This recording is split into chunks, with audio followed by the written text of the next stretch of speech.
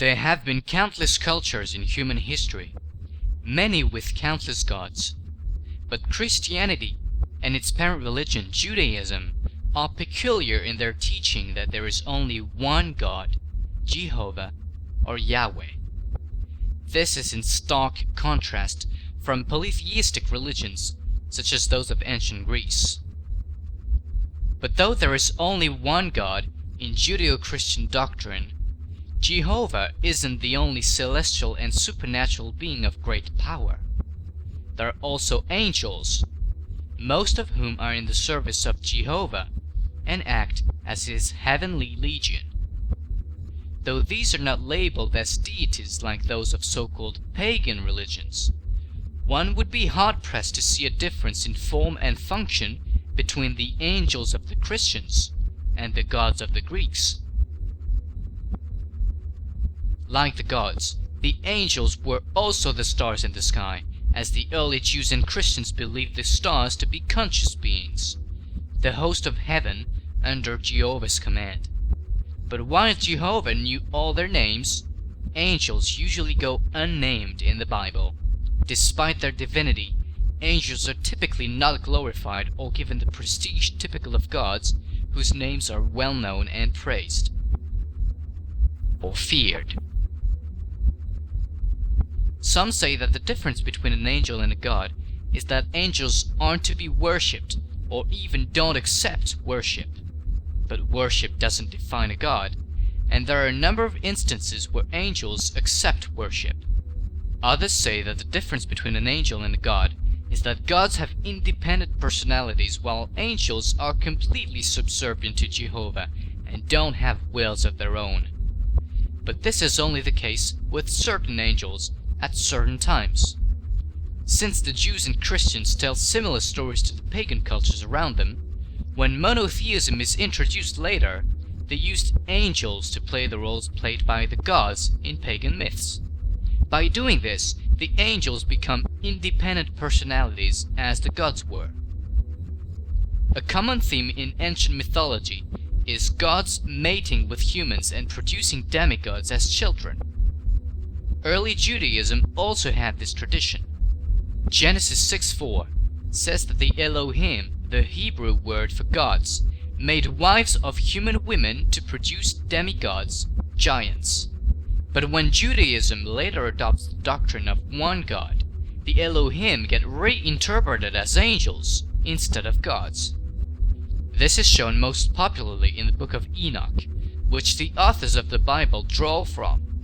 By the time of the biblical letter of Jude, Genesis 6:4 had become a tradition about sinful fallen angels with independent personalities acting against the wishes of Jehovah.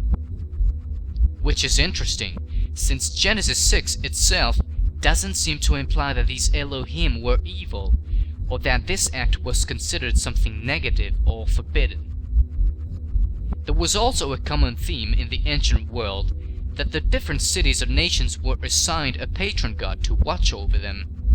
The patron deity of the city of Athens, for example, was Athena, after whom Athens was said to be named. This theme of patron deities is found in Judaism as well. In the earliest manuscripts of the book of Deuteronomy, it's said that the nations of the world were divided up amongst the gods. But under the one god doctrine, the patron gods are replaced by patron angels, such as in the Book of Jubilees, a Judaic text. In later times, some were even uncomfortable with the notion of patron angels, so in current versions of Deuteronomy 32:8, the mention of the Elohim has been removed by editors and replaced with the phrase, Sons of Israel. However, the tradition of patron angels still remains in the Bible. In chapter 10 of the book of Daniel, the angel of Israel, Michael, battles the patron angel of Persia. There are many legends about wars amongst the gods. In Greek mythology, the Olympians warred with the Titans. The Titans were defeated and bound with chains in the realm of Tartarus. In Judeo-Christian mythology, there is a war amongst the angels. The book of Revelation speaks of a war in heaven between two factions of angels. the victorious faction was led by Michael, and they cast the other angels out of heaven and down to earth. In the book of Enoch, the fallen angels are bound with chains in the realm of Tartarus, which is referenced in the biblical letters of Jude and 2 Peter. Here, the fallen angels are given the aspects of the Titan gods. The fallen angel Azazel was especially singled out as the cause of turmoil in the world because he brought knowledge from heaven to mankind, such as medicine and the working of metals. Jehovah punished him for this by having him bound and cast into darkness, pressed under jagged rocks. This is very similar to the Titan god, Prometheus, who also brought fire and the same knowledge from heaven to mankind. He was punished for this by Zeus by being bound to jagged rocks in darkness, before Zeus set a savage bird out to eat Prometheus's liver every day. That the same stories told of the gods were later told of the angels equated the two to each other. It was common for early Christians to directly identify the gods with angels. In many cases, the word angel is just a semantic tool to maintain the idea of monotheism by calling the other gods something else. But if there is any significant difference between angels and gods, it may be that gods can also be female. While it's common in later Christian art to depict angels as women, notably, female angels don't appear to exist in the biblical era in order to act as counterparts to the goddesses.